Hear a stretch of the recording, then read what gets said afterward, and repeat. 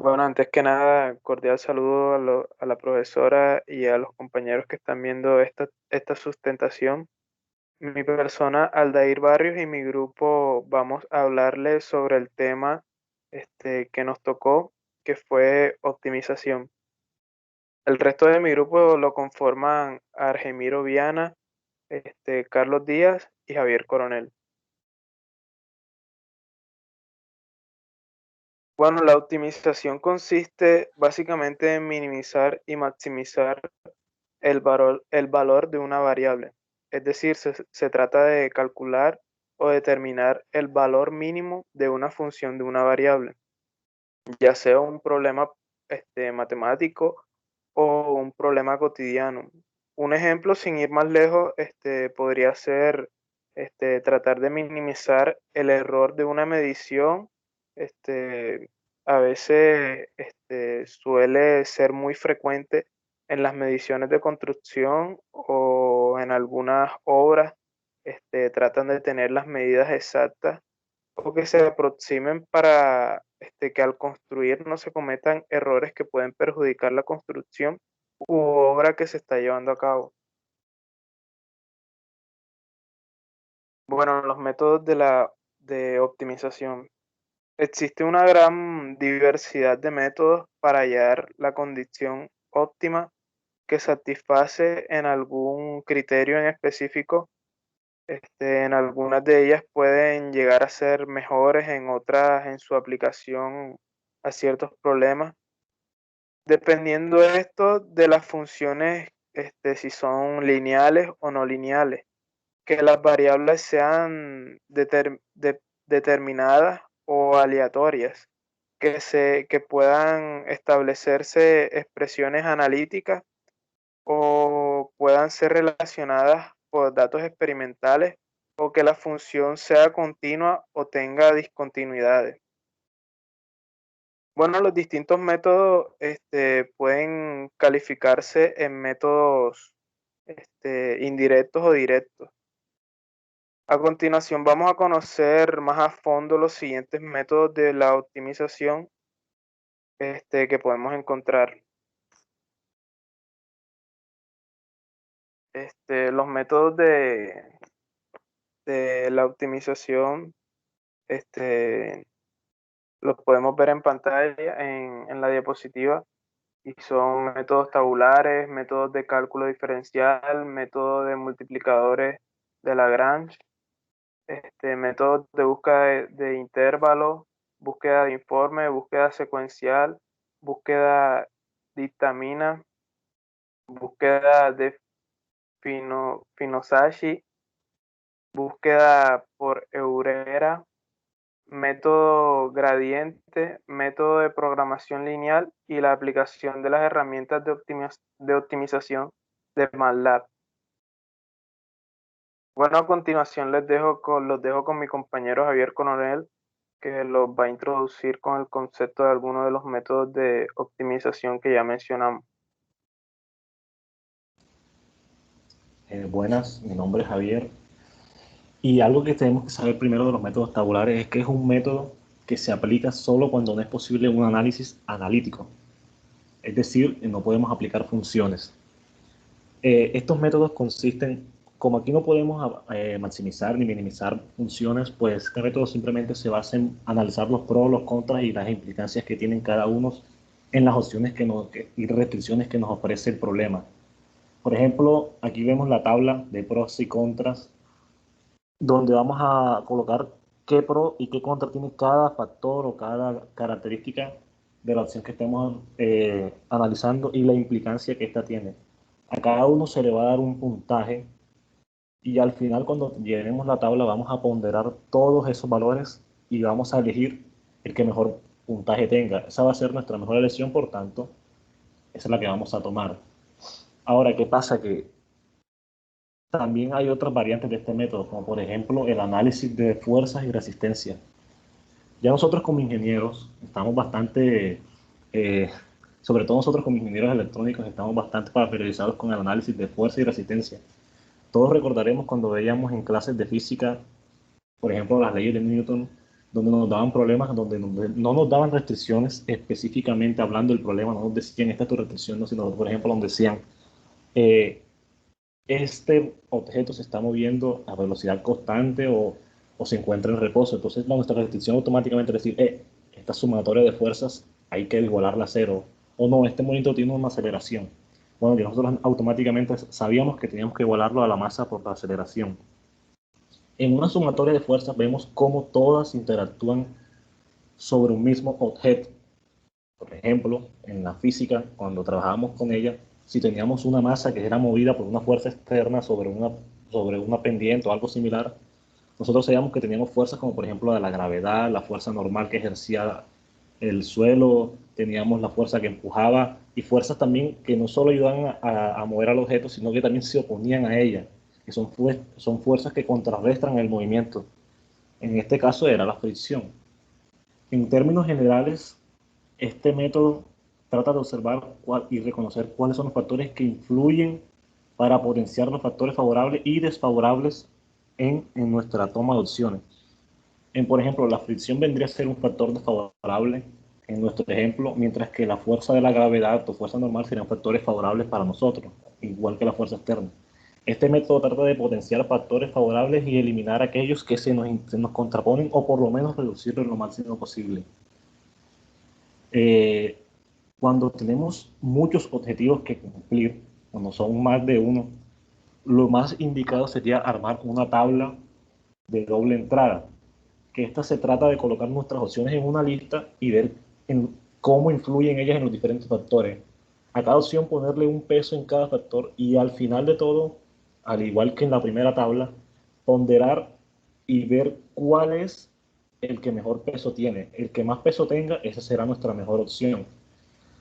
Lo más difícil de este método suele ser tomar un único puntaje para las opciones, porque muchas veces se someten a cosas muy subjetivas. Es por eso que una manera muy eficiente de lograrlo es evaluando el costo o el esfuerzo requerido para alcanzar una meta.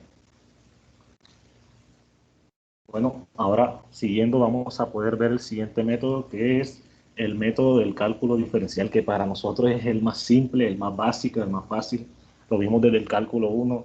Esto simplemente se trata de una derivada, donde básicamente el concepto que vimos al principio de optimización está aquí puesto en su máxima expresión, porque aquí con la primera derivada nosotros lo que intentamos es hallar puntos críticos de nuestra función.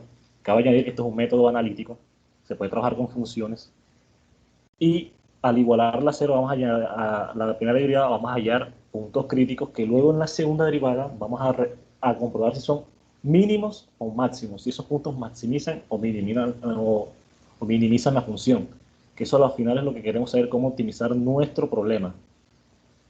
Eh, un problema que siempre tuvimos nosotros en las clases de cálculo, como recordaré, muchos de mis compañeros, incluido yo, nos era muy difícil saber qué restricciones aplicar para optimizar de manera adecuada. Siempre se nos complicó cómo hacerlo. Es por eso que aquí ponemos algunos de los que son más básicos a la hora de optimizar un modelo, como por ejemplo tener en cuenta el criterio económico, satisfacción del modelo de cálculo, facilidad con la que se realiza y cuál cumple mejor el objetivo. Todos esos son criterios de optimización básicos. De hecho, el criterio económico es algo que casi siempre vamos a tener en cuenta. Se da por hecho de que se va a tomar. Así que muchas veces hasta lo omitimos porque ya sabemos que es un factor que va a restringirnos y que tenemos que tener en cuenta sí o sí a la hora de optimizar nuestra función. ¿Ok? Los dejo con mi compañero.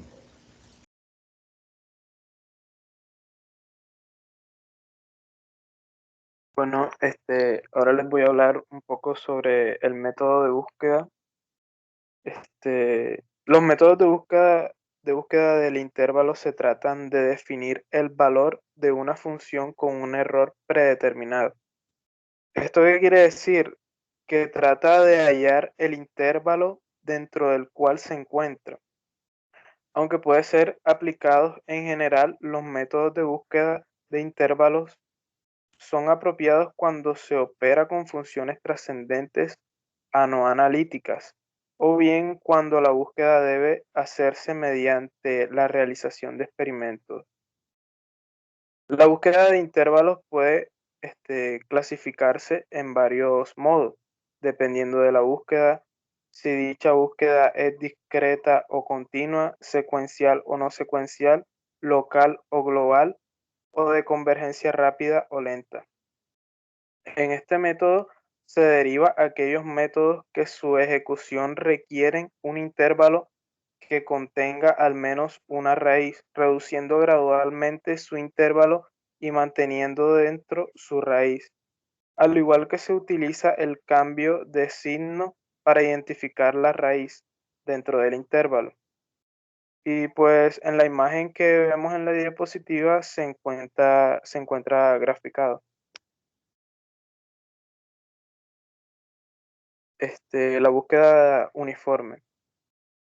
Pues en la búsqueda uniforme del intervalo se deben realizar todas las experiencias para definir con los resultados el intervalo del cual se encuentra el valor correcto.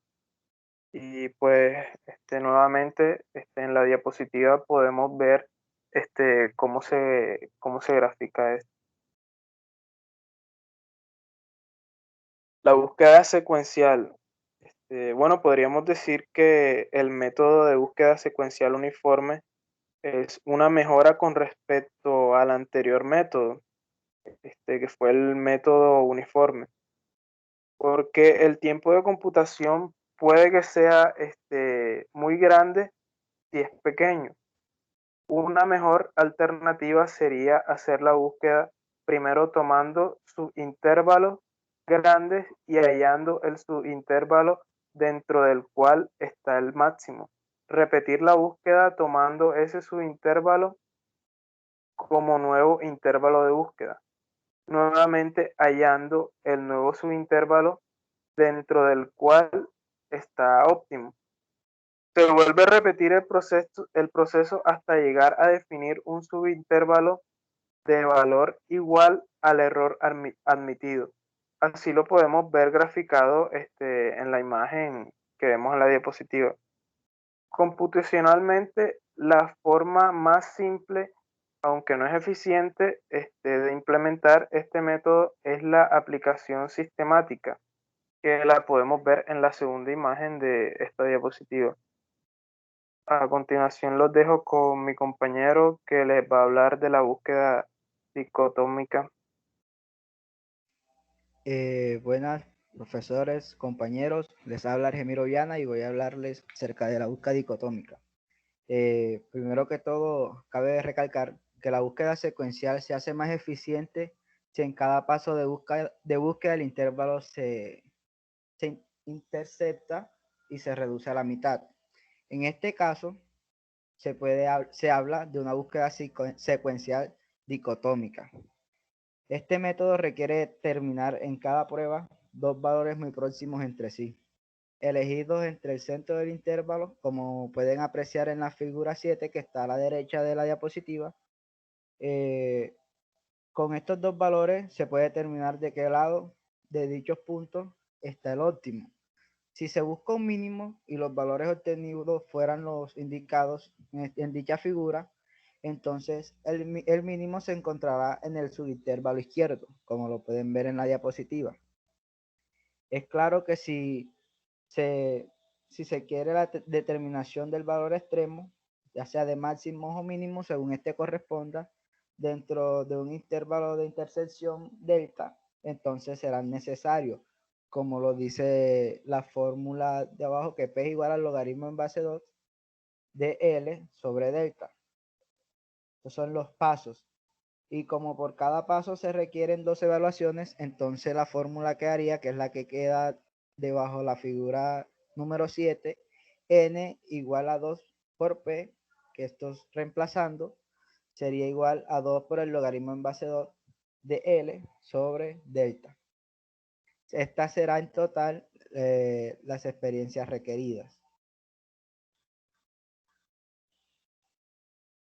En el método, la búsqueda de Fibonacci, muchos problemas de ingeniería pueden ser optimizados de un modo sencillo. Cuando se cuenta con un modelo analítico que los representa, en otros casos la optimización debe valerse de ensayos experimentales, ¿cierto? Si este es el caso, importa usar un método de búsqueda que permita llegar al óptimo con mínimo esfuerzo de búsqueda. Esto sucede cuando la función, pongámosle f de x, a optimizar no es conocida explícitamente, por llamarlo así, pero puede ser evaluada experimentalmente. Solo se requiere que la función sea unimodal, o sea, de un solo modo, y conocer además el intervalo L, dentro de la cual hacer la búsqueda del óptimo, como lo muestra la fórmula que está en la parte de arriba, que L es igual B menos A. Prefijando el número de ensayos, llamémoslo N, se trata de determinar en base a los mismos el menor valor del intervalo. Entonces quedaría L sub N igual a B de N menos A sub N, dentro del cual se encuentra el óptimo. El óptimo se va a encontrar entre uno de ellos dos. Obviamente la menor cantidad de ensayos que permite reducir el intervalo de incerteza son dos.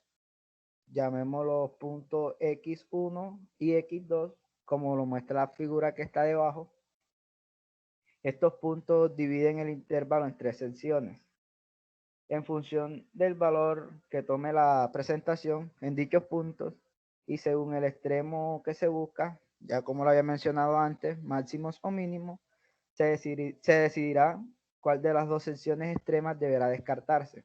Si por ejemplo se trata de hallar un máximo, como de sea f x sub 1 sea mayor que f de x sub 2, como lo muestra en la figura, se debería descartar la sección de derecha que aparece como S sub D. La pueden ver en la parte derecha de la imagen que se encuentra en la diapositiva. Entonces, el proceso de búsqueda a desarrollar se apoya en tres reglas, las cuales son las siguientes, para tener en cuenta. Perdón. El primero, el intervalo de incerteza que reste después de cada evaluación debe tener igual valor independientemente de cuál haya sido la sección descartada. Debe aprovecharse para la siguiente decisión el resultado del ensayo que está ubicado dentro del intervalo de incerteza ganador. Los puntos se prueban, deben ser seleccionados de modo tal que el intervalo de incerteza que reste sea el menor posible, o planteando de otro modo cada evaluación de permitir descartar el mayor intervalo posible. Cabe mencionar que esta búsqueda es una de las, por decirlo así, de las más utilizadas y de las más eficaces. La pasamos a la búsqueda por relación de Aurea.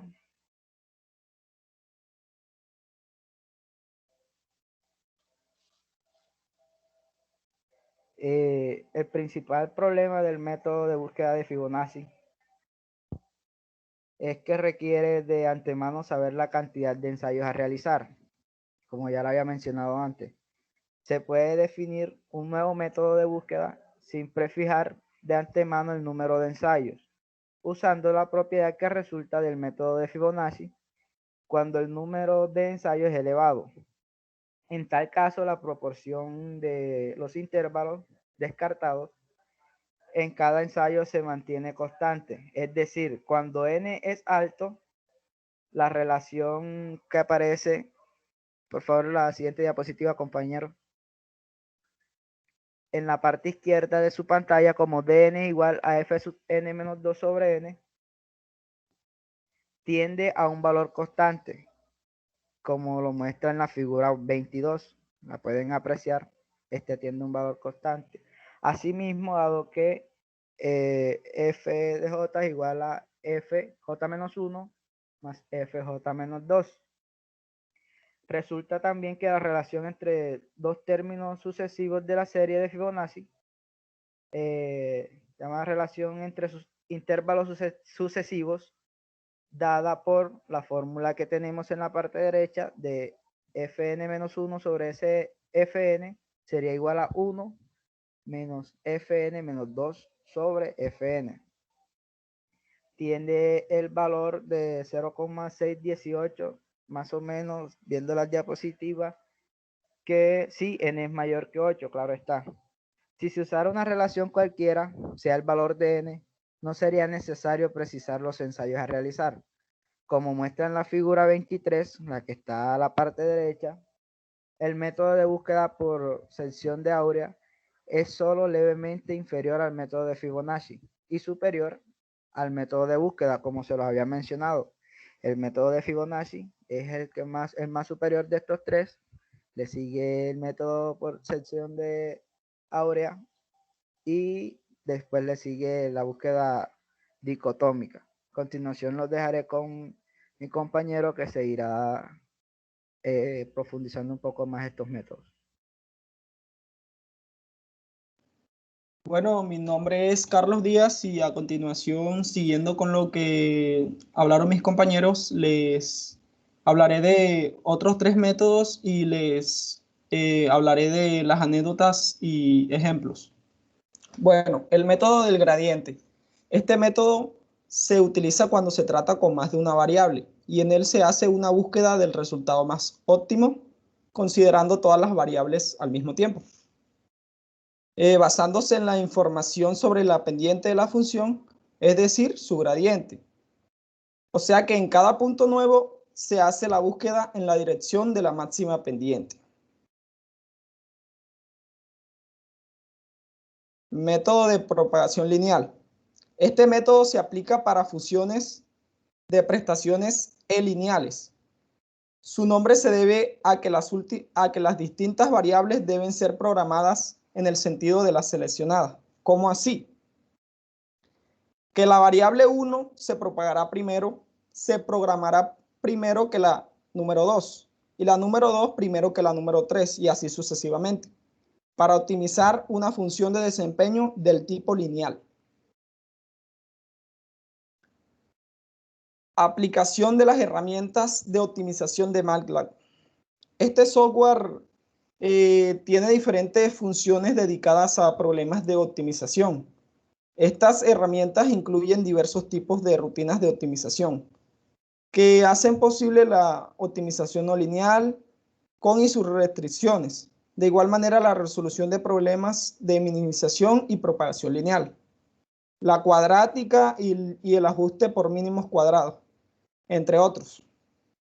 Asimismo, todas estas funciones son archivos de MATLAB de tipo M, dedicados a implementar algoritmos especializados de optimización, cuyos códigos se pueden ver y alterar, los cuales sirven para introducir variaciones sobre las mismas. Anécdotas y analogías. Bueno, la optimización la vemos diariamente en todo lo que hacemos. Por ejemplo, cuando vamos camino a la universidad y queremos llegar en el menor tiempo posible, pues, ¿qué hacemos? Pensamos en cuál sería la ruta más corta o qué transporte se tardaría menos en llegar. En este caso, estamos optimizando el recorrido y tiempo en llegar a la universidad.